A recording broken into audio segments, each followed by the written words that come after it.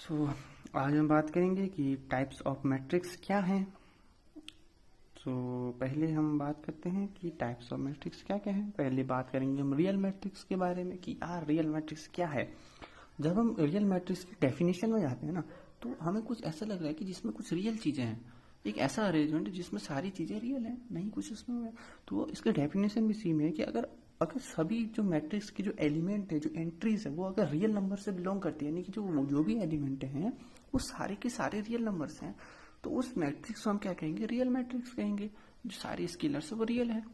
ठीक हो गया, ठीक हो गया। अगर फंक्शन के ठीक हो गया, तो ये रियल मैट्रिक्स कहलाएंगी। जैसे ठीक है, अगर सारी चीज़ें अगर उसकी रियल में है तो रियल मैट्रिक्स हो जाएंगी। जैसे एग्जांपल हम यहाँ देख रहे हैं कि ये जो हमें गिवन मैट्रिक्स है, यहाँ के सारे जो एलिमेंट है 1 2 3 4 5 4 6 8 ब्ला ब्ला ब्ला, तो ये सारे जो एलिमेंट हैं ये सारे रियल हैं। तो यानी कि इसमें ना कोई कॉम्प्लेक्स नंबर है, ना कोई वगैरह वगैरह। तो ये इस प्रकार के मैट्रिक्स क्या कहलाएंगे? रियल मैट्रिक्स कहलाएंगे। ठीक हो गया। वास्तविक मैट्रिक्स कहलाएंगे। ठीक हो गया।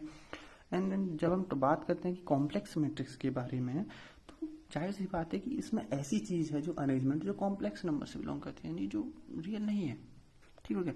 तो अगर हम इमेजनरी है सपोज, देन अगर सभी मैट्रिक्स के जो एलिमेंट हैं अगर वो या तो कॉम्प्लेक्स हो, सारे के सारे कॉम्प्लेक्स हो, तो जाहिर सी बात है जब सारे कॉम्प्लेक्स है तो यार वो अरेंजमेंट ही कॉम्प्लेक्स का हो गया। और जब हम बात करते हैं कि यार जो दूसरा, हम एक और बात की, अगर सपोज कि एक मैट्रिक्स में 10 एलिमेंट हैं, 9 रियल है, बट एक मैट्रिक्स का जो एलिमेंट अगर वो कॉम्प्लेक्स हो गया तो वो सारी मैट्रिक्स कॉम्प्लेक्स मैट्रिक्स के फॉर्म में आ जाएगी। जैसे हम यहाँ देख रहे हैं कि यहाँ पे जितने ये 8 एलिमेंट हैं, 3x3 9 उसकी 3x3 मैट्रिक्स की, यहाँ पर एक एलिमेंट, सिर्फ एक एलिमेंट क्या गया? कॉम्प्लेक्स हो गया। देख लो ये जो एलिमेंट है वो कॉम्प्लेक्स, इस वजह से ये बनते बनते रियल नंबर बनते बनते रहे। किस्मत किसकी खराब थी, क्या बन गए? रियल नंबर, रियल मैट्रिक्स कहलाते चूंकि, और क्या बन गया? ये कॉम्प्लेक्स मैट्रिक्स। यहाँ तो ठीक है, इसका तो सही है, सारे के सारे एलिमेंट कॉम्प्लेक्स के हैं, तो भाई हो गया, ये तो कॉम्प्लेक्स मैट्रिक्स है। यहाँ पे सिर्फ एक मैट्रिक्स एक की वजह से रह गया। ठीक हो गया।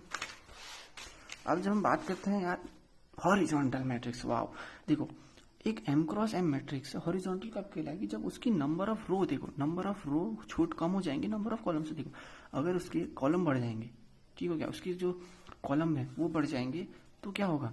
रो तो कम है बट उसके कॉलम ज्यादा है, इस वजह से किस फॉर्म में आ रही है? ये हॉरिजॉन्टल मैट्रिक्स। अगर इसकी एक ही बात है कि एक ही कॉलम अगर रो जाता है फिर भी हॉरिजॉन्टल है, बट हम इसकी बात नहीं करें कितनी रो कितनी कॉलम, बस ये शर्त होनी चाहिए कि उसमें कॉलम ज्यादा हो। जैसे अगर 3x8 की मैट्रिक्स, उसमें 3 रो है बट कॉलम इसकी ज्यादा है, 8 है, तो ये भी हॉरिजॉन्टल है। तो यानी कि एक ऐसी मैट्रिक्स है जिसमें रो कम है बट कॉलम ज्यादा है, तो वो हॉरिजॉन्टल कहलाएगी।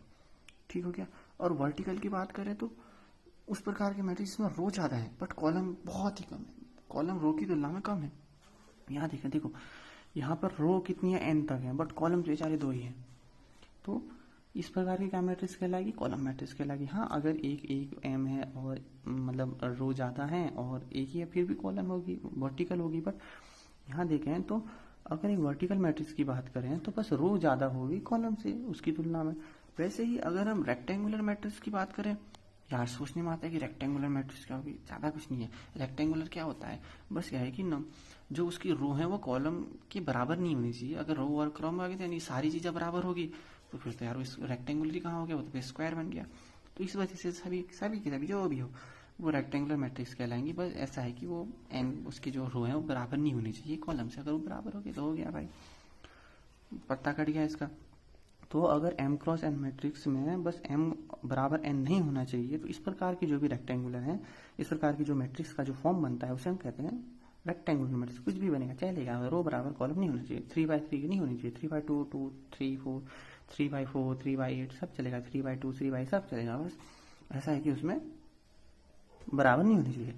अगर सिंगल एलिमेंट, उस नाम ही से सिंगल है भाई, कुछ नहीं है, वो अकेला है बस, यानी मैट्रिक्स अगर सारे एलिमेंट, अगर उसके एलिमेंट सिर्फ एक ही हैं तो उसको क्या कहेंगे? सिंगल एलिमेंट कहेंगे। जैसे हम यहाँ देख रहे हैं स्क्वायर मैट्रिक्स को कुछ को, बट है तो सिंगल ही ना, तो सिंगल मैट्रिक्स हो जाएगी। अगर रो मैट्रिक्स की बात करें तो जो m cross m matrix row matrix तब कहलाएगी जब वो इस प्रकार का फॉर्म बनाए कि उसके पास रो तो मतलब रो एक ही है, बस कॉलम ज्यादा है, मतलब उसके पास एक ही रो है, तभी तो रो मैट्रिक्स होगी ना। अगर कॉलम ही एक हो जाएगा और रो बन जाए तो फिर तो कहाँ रो बनेगी। तो रो क्या है, वो पंक्ति कब बनेगी, जब सारे के सारे बच्चों को हमने एक ही लाइन में खड़ा कर दिया। तब देखोगे तो पंक्ति एक है, बट बच्चे तो ज़्यादा है, बच्चे को देखेंगे तो कॉलम के फॉर्म में बहुत ज़्यादा है, बट रो के फॉर्म में एक ही है वो। तो अगर एक रो है बट कॉलम बहुत सारे हैं, यानी एक क्रॉस एन, यानी कि ये यहाँ देख रही हो 1 क्रॉस एन, तो ये क्या कहलाएगी, रो मैट्रिक्स कहलाएगी। ठीक हो जाएगा। हाँ, रो एक ही है, बस कॉलम फिक्स हो गया, सॉरी रो फिक्स हो गया और कॉलम चेंज होते रहेंगे। और कॉलम की बात करें तो कॉलम मैट्रिक्स क्या हो जाएगी, इसमें हम क्या करेंगे, रो तो एक ही रहेगी, बस कॉलम चेंज होते रहेंगे, सॉरी कॉलम चेंज होते रहेंगे, रो फिक्स रहेगी। मैं भी थोड़ा हो गया।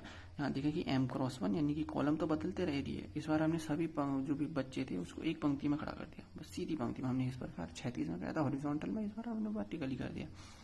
एक ही पंक्ति वर्टिकली है, तो यहाँ देखोगे तो हम इसमें हॉरिजॉन्टल डायरेक्शन में, यानी कि रो के फॉर्म में बहुत सारे हैं बट कॉलम एक ही है, तो यानी कि एक कॉलम होगी और रो बहुत सारे होंगे, तो इसको क्या कहेंगे हम, रो में कॉलम मैट्रिक्स। अब ध्यान से देखो, अगर हम कॉलम मैट्रिक्स को 10 की है तो भाई 10 पन्ने लगेंगे, सॉरी 10 लाइनें लगेंगी, हर एक लाइन में एक दिखाएंगे। तो जितनी भी कटौती करो तो पेज क्या कहते हैं, जगह बहुत सारी देगा। तो इसको ही हमने टैकल करने के लिए हमने क्या किया कि हमने इसको एक नई तरीके से डिनोट किया। देखो, पहले हम डिनोट करते थे लंबे वर्टिकली फॉर्म में, तो यार इसमें ज़्यादा चांस है कि यार वो लेगा ज़्यादा क्या कहते हैं उसको, जगह लेगा। तो अगर हम यहाँ देखें तो अगर हमने इसको एक कर्ली ब्रैकेट में किया कि सीधा लिख दो, जैसे सेट रोस्टर फॉर्म में लिखते हैं, या फिर एक काम करो इसको रो मैट्रिक्स की तरह लिखो, बस ऊपर से हल्का सा डैश बना दो, यानी ये यूनिक है तो दूसरे पहचान लेंगे भाई इसके अंदर डैश लगा है, ये रो मैट्रिक्स नहीं है, कॉलम है। अगर जीरो मैट्रिक्स की बात करें तो ऑल एलिमेंट, अगर सारे एलिमेंट जीरो हो गए तो जीरो ही है, कुछ नहीं है, वो जीरो मैट्रिक्स है, सारे एलिमेंट जीरो हो गए। और डिनोट किससे करते हैं, ओ m क्रॉस m या जो भी है mn, और या सिंपली जीरो से, या फिर 2x2 की मैट्रिक्स है जहाँ पे सारे एलिमेंट जीरो हैं। ठीक हो गया। और अब हम बात करेंगे स्क्वायर मैट्रिक्स की। स्क्वायर का मैंने पहले भी जिक्र किया कि स्क्वायर क्या होता है, जिसके सारे के सारे, यानी कि जो हॉरिजॉन्टल लाइन और वर्टिकल लाइन जो भी है वो सारे सेम हो गए किसी चीज़ के। हमने 4 पेन्स का, सारे पेन्स को बराबर है उसकी लंबाई 10-10 सेंटीमीटर की, और उनको हमने स्क्वायर के फॉर्म में रखा। हमने उसको एक आमने सामने दोनों चारों पेन को रखा तो स्क्वायर बनेगा। तो सेम वैसा ही अगर उसके सारी की सारी, इसका मतलब क्या है कि जो सारी रो हैं और कॉलम, यानी वर्टिकल और हॉरिजॉन्टल जो भी लाइन में है, सिंपल अरेंजमेंट की बात करें तो वो बराबर है। ठीक हो गया, ठीक हो गया। तो हमारे पास 4 क्रिकेट की टीमें हैं, चारों के 11-11 बंदे हैं, सबके सेम हाइट, सब कुछ सेम है, तो हमने उसको एक स्क्वायर फॉर्म में रखा। तो क्या कहलाएगा, स्क्वायर में अरेंजमेंट है, यानी कि मैट्रिक्स बनेगी जिसका स्क्वायर अरेंजमेंट है। तो यानी कि नंबर ऑफ रो बराबर नंबर ऑफ कॉलम्स है, यानी इसको हमने उन सभी को कैसे किया, रो और कॉलम के फॉर्म में लिखा, तो बराबर बनेंगे, तो क्या बनेगा, स्क्वायर मैट्रिक्स। तो अगर हम नंबर ऑफ रो बराबर नंबर ऑफ कॉलम्स हैं तो वो क्या कहलाएगा, इस प्रकार के मैट्रिक्स क्या कहलाएंगे, स्क्वायर मैट्रिक्स। अब हम स्क्वायर मैट्रिक्स के डायगोनल की बात करते हैं। जो स्क्वायर मैट्रिक्स के डायगोनल होंगे वो डायगोनल उन एलिमेंट के होंगे जिसकी नंबर ऑफ रो बराबर नंबर ऑफ कॉलम होंगे। अब यार सोचने में आता है कि डायगोनल में वही नंबर क्यों, ठीक है। तो जब हम इसकी बात करते हैं, जब हम एक स्क्वायर मैट्रिक्स की डायगोनल को खींचते हैं, देखो ये मेरे पास स्क्वायर मैट्रिक्स, हमने इसकी डायगोनल पे लाइन खींची, और जब हमने इंटरसेक्टिंग पॉइंट लिया जो डायगोनल बनाते हैं, तो वो इन नंबर ऑफ ये होते हैं, ये जहाँ पे रो बराबर कॉलम हो, तो इस वजह से हम इनको लेते हैं जहाँ पे रो बराबर कॉलम हो, उस एलिमेंट आई बराबर से, तो उनको क्या कहते हैं, डायगोनल एलिमेंट कहते हैं उनको। ठीक हो गया। और जो स्क्वायर मैट्रिक्स का ऑर्डर क्या कहलाएगा, एन, क्योंकि सेम है तो एन स्क्वायर बोल दो, एम स्क्वायर बोल दो, एम क्रॉस एन बोल दो, एम बोल दो, एन क्रॉस एन बोल दो। ठीक हो गया। अब हम बात करते हैं कॉन्जुगेट एलिमेंट। देखो, जो अगर हम डायगोनल एलिमेंट यहाँ देख रहे हो, इसके ऊपर वाले एलिमेंट देख रहे हो, एक A12 है, बट इसके हम सामने देखें तो इसका जो मिरर इमेज बनेगी, फॉर एग्जाम्पल समझने के लिए, तो A21 बनेगी, यानी कि जहाँ पर AIJ बराबर AJI हो उनको कहते हैं हम कॉन्जुगेट। और समझो, तो ये सोचो कि ये जो डायगोनल है ये एक्ट कर रहा है लाइक अ मिरर, तो इसकी जो ऊपर साइड जो इमेज बनेगी, उसकी जो, जैसे ये इसकी जो इमेज बनी ऊपर साइड, तो एक दूसरे की मिरर इमेज है, तो इसकी इमेज यहाँ पे 1:1 या फिर इसकी इमेज यहाँ पे 2:1, तो इनकी मिरर इमेज की भी समझ सकते हैं AJI बराबर AIJ, यानी कि AJI की मिरर इमेज जो बनी इसकी प्रेजेंट में, तो ये क्या कहलाएगा, कॉन्जुगेट एलिमेंट। ठीक हो गया। और अगर जहाँ, और एक बात करें, जो यहाँ पे जो जहाँ भी ये देख रहे हो, ये एक सेकंड पेन नहीं चल रही, देखो ये वाले जो डायगोनल हैं यहाँ पे जो भी एलिमेंट हैं, ठीक है, ये डायगोनल एलिमेंट है, और जो जहाँ पे बनी है यानी कि जो डायगोनल है, जो लाइन बनाई, इसको हम बोलते हैं लीडिंग डायगोनल या प्रिंसिपल डायगोनल या मेन डायगोनल। यानी जो स्क्वायर मैट्रिक्स की डायगोनल है, एलिमेंट की बात है, जो डायगोनल है उसको हम क्या बोलते हैं, लीडिंग डायगोनल और या प्रिंसिपल डायगोनल और या मेन डायगोनल, जो भी बोलो, ठीक हो गया। और अब बात करते हैं, चलो डायगोनल की बात होगी तो हम डायगोनल मैट्रिक्स की बात करें तो इसकी नाम से समझ में आ रहा है कि एक ऐसी मैट्रिक्स के बारे में बात कर रही है जहाँ पे सारे के सारे जो कुछ डायगोनल के बारे में बात हो रहा है। तो देखते हैं, देखो अगर एक स्क्वायर मैट्रिक्स जहाँ की एम क्रॉस एम की बात मैंने पहले की, तो उसके जो डायगोनल एलिमेंट को छोड़ के, यानी जो लीडिंग डायगोनल है उस पर जो भी एलिमेंट है उनको छोड़ के अगर जो बाकी के सारे एलिमेंट हैं उसके ऊपर और नीचे सारे जीरो हो गए, तो उस प्रकार के हम क्या बोलेंगे, हम डायगोनल एलिमेंट बोलेंगे। मैथमेटिकल में क्या है, ये ए आई जे जहाँ पर जीरो होंगे बट जहाँ पर आई क्रॉस जे ना हो बराबर, इस प्रकार के क्या बोलते हैं डायगोनल। और हम सीधा दिखाने के लिए भी सीधा डायगोनल, तो सीधा डाई D1 D2 DN जो भी डायगोनल एलिमेंट हैं, अगर हमने एग्जांपल कह दिया कि अगर ऐसा है कि मैट्रिक्स है जहाँ पे जो भी डायगोनल एलिमेंट वो D1 D2 ऐसे हैं, तो उस प्रकार हम क्या कहेंगे, हम इसको डिनोट करेंगे D1 D2, या फिर ऐसे समझो कि सारे element A1 A2 A3 A11 A22 ANN यहाँ पर डायगोनल में एलिमेंट है, तो उसको डिनोट करेंगे हम डायगोनल, डायग लिखेंगे, उसके बाद हम ब्रैकेट में A11 A22 ऐसे एन तक कॉमा के साथ लिखेंगे। और एग्जांपल के लिए जैसे ये 3x3 की स्क्वायर मैट्रिक्स है, इसके डायगोनल 1 2 3 है, बाकी सारे जीरो हैं, तो लिखने के लिए हमने क्या किया, डायगोनल 1 2 3, तो ऐसे लिखते हैं। अब बात आती है स्केलर मैट्रिक्स की। जब हम ध्यान से देखते हैं स्केलर मैट्रिक्स कुछ नहीं है, बस डायगोनल मैट्रिक्स है जिसके सारे के सारे एलिमेंट सेम है, कुछ नहीं है। देखो क्या लिखा है, जब डायगोनल मैट्रिक्स है जिसके सारे जो नॉन डायगोनल एंट्रीज होता है जीरो है, डायगोनल मैट्रिक्स की बात करें तो सारे नॉन डायगोनल एलिमेंट जीरो होंगे, ठीक हो गया। और जो डायगोनल एंट्री में जो भी ये डायगोनल में एंट्री में जो सारे के सारे एलिमेंट बनते हैं उन सारे सेम है, कुछ नहीं है, एक है तो सब जगह एक है, तो इस प्रकार क्या कहलाएंगे हम, दो है तो सब जगह दो है, एक की तो वो अलग कहलाएगा, है तो डायगोनली इसके लिए, पर वो कुछ और कहेंगे, इंपॉर्टेंट पढ़ेंगे।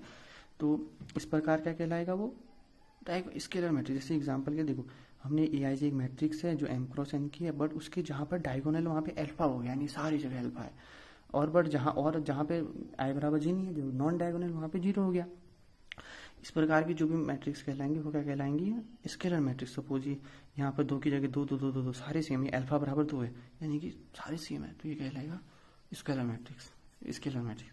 अगर सपोज एक एम क्रॉस एन की मैट्रिक्स है, जैसे ये 3x3 की मैट्रिक्स है, ये अल्फा अल्फा अल्फा, ये यहाँ भी जीरो, यहाँ भी जीरो, यहाँ भी जीरो, यहाँ पे जीरो, इस फॉर्म में सॉरी, यहाँ भी जीरो, यहाँ भी जीरो, तो नॉन डायगोनल एंट्री पे यहाँ पे जीरो है, यहाँ भी जीरो, यहाँ भी जीरो, बट ये जो सारे एलिमेंट सेम है डायगोनल पे, ये सारे क्या कहलाएंगे, इस प्रकार की मैट्रिक्स कहलाएगी स्केलर मैट्रिक्स, ठीक हो गया। अब हम बात करें यूनिट, मैं कह रहा था ना कि अगर सारे एक हो गए तो क्या होगा, देखो अगर एक स्केलर मैट्रिक्स या स्क्वायर मैट्रिक्स या डायगोनल मैट्रिक्स जो भी है, बट उसमें इस प्रकार की मैट्रिक्स है कि जहाँ पे सभी डायगोनल एंट्री जो भी एलिमेंट है वो सारे एक हो जाए, यूनिटी बने, तो उस प्रकार क्या कहलाएंगे मैट्रिक्स को, यूनिट मैट्रिक्स या फिर आइडेंटिटी में, क्योंकि एक को यूनिट बोलते हैं, इकाई एकता के साथ एकता में शक्ति है, तो क्या कहलाएगी यूनिट वेक्टर या यूनिट मैट्रिक्स और आइडेंटिटी मैट्रिक्स, डिनोट करते हैं आई एन से या डायगोनल 1 1 1, क्योंकि डायगोनल तो एक ही है। और मैथमेटिकल में समझे तो ए हमारे पास एक मैट्रिक्स है एम क्रॉस एन की, और जिसके सारे ए आई जे एलिमेंट वन हो, जो ए आई जे एलिमेंट हैं जीरो होंगे जहाँ आई बराबर जे नहीं है, यानी नॉन डायगोनल, और जहाँ पर आई बराबर जे है बोले तो डायगोनल, वो क्या हो जाएंगे, एक हो जाएंगे, तो उसको क्या बोलेंगे हम identity matrix, denote I N से एन क्रॉस एन की मैट्रिक्स है या डायगोनल, एक ही बात है। मैंने बताया डायगोनल को वैसे बोलते हैं क्योंकि डायगोनल ऐसे तो आई क्रॉस एन से डिनोट करते हैं, बस हम ऑल्सो खाली हम समझने के लिए कहेंगे क्योंकि डायगोनल की तरह ये व्यवहार कर रही, तो हमने इसको डायगोनल 1 1 1 कह दिया, वैसे डिनोट करते हैं हम आई एन से, ठीक हो गया। और अब समझते हैं कि ट्राइंगुलर मैट्रिक्स क्या है, ठीक हो गया। देखो ट्राइंगुलर मैट्रिक्स समझने के लिए हम सिंपल सी बात है कि ट्राइंगुलर का मतलब क्या, देखो अगर डायगोनल एलिमेंट के ऊपर या नीचे अगर जीरो हो तो उस प्रकार के मैट्रिक्स को हम क्या बोलेंगे, डायगोनल में ट्राइंगुलर मैट्रिक्स। अगर जो ट्राइंगुलर मैट्रिक्स है उसके अगर ऊपर साइड जीरो हुआ तो क्या होगा, देखो अगर ऊपर साइड जीरो है, देखो ये वाली हमारे पास ट्राइंगुलर मैट्रिक्स है, इसके पहले ये समझते हैं कि देखो ये हमारे पास एन क्रॉस एन की मैट्रिक्स है, ट्रायन थोड़ी सी तगड़ी है तो इसका आनंद लें। देखो तो ये जो मैट्रिक्स है, ये डायगोनल वाला कहलाता है leading diagonal, N cross M की है। यहाँ पे क्या कहलाता है, जहाँ पर आई छोटा है जैसे, यानी कि यहाँ पे सिर्फ रो एक ही है बट चेंज ज़्यादा है, 8 1 2, रो तो एक ही है बट कॉलम दूसरा है, यानी कि जो रो है वो छोटी है कॉलम की संख्या से, यानी कि मतलब यहाँ पे जो वैल्यू ऑफ आई की है वो छोटी, यानी कि नंबर ऑफ आई रो छोटे हैं नंबर ऑफ कॉलम से, मीन्स रो एक ही कॉलम चाहते हैं। तो यहाँ पर आई छोटा है जैसे, और नीचे वाला हिस्सा है आई बड़ा है जैसे, यहाँ पे आई रो ज़्यादा है बट कॉलम एक है, यहाँ पे 2 1 है तो रो दूसरे बट कॉलम तो पहला है ना, तो यानी कि नंबर ऑफ रो ज़्यादा है नंबर ऑफ कॉलम से। तो यहाँ पे ये हो गया, ठीक हो गया। और तो अगर देखो, अगर जहाँ पर आई छोटा है जे से ऊपर साइड डायगोनल के, अगर वहाँ की सारी एंट्री 0 हो जाए, तो अब देखो जो जो 0 नहीं है तो वो कहाँ बनी, वो आई लेस देन जे से बनी, यानी कि वो छोटी बनी, और वो किस फॉर्म बना रही है, एक ट्राइंगल का फॉर्म बना रही है, और वो लोअर में है, अपर साइड 0 हो गया, 0 तो छोड़ दो, 0 अपर साइड हो गया, बट हमारा मेन फोकस है कि जहाँ पे वे संख्या जो 0 नहीं है वो कहाँ पे है, वो लोअर साइड में, जहाँ पे आई जो बड़ा है जे से, तो वो क्या फॉर्म बना रही है, इसको छोड़ के ट्राइंगुलर बना रही है। तो वैसे भी देख लो ट्राइंगुलर ही बन रहा है, इस डायगोनल को भी ले लो, इसको भी छोड़ दो तो ये भी ट्राइंगुलर ही बन रहा है। तो इस प्रकार ट्राइंगुलर लोअर साइड बन रहा है, तो इस वजह से हम कहते हैं लोअर ट्राइंगुलर। और जब बात आती है अपर ट्राइंगुलर की, तो इस बार लोअर साइड 0 है बट अपर साइड ट्राइंगुलर बना रहा है, सेम ऐसे ही, तो ये बन जाएगा अपर ट्राइंगुलर मैट्रिक्स, ठीक हो गया। अब बात करते हैं स्ट्रिक्टली ट्राइंगुलर मैट्रिक्स। तो ट्राइंगुलर मैट्रिक्स स्ट्रिक्टली देखो, अगर ऊपर साइड और नीचे साइड दोनों जगह 0 हो गया, इसको छोड़ के डायगोनल को छोड़ के, तो क्या कहलाएगा वो स्ट्रिक्टली ट्राइंगुलर मैट्रिक्स। वैसे डायगोनल मैट्रिक्स भी स्ट्रिक्टली ट्राइंगुलर मैट्रिक्स ही है, बट समझ आने के लिए बस लिख दिया, मन था गणित वालों का, मैथमेटिशियन का।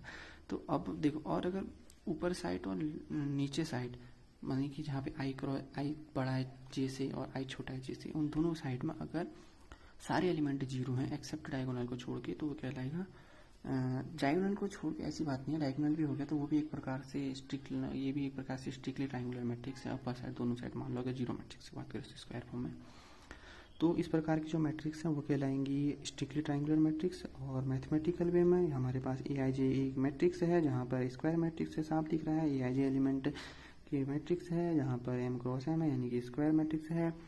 तो और यहाँ पे हम देख रहे हैं कि AIJ बराबर 0 है वहाँ फॉर एवरी, जहाँ पर I ग्रेटर देन 0 है और I यहाँ पर लेस देन 0 है, वही बात हमने कहा।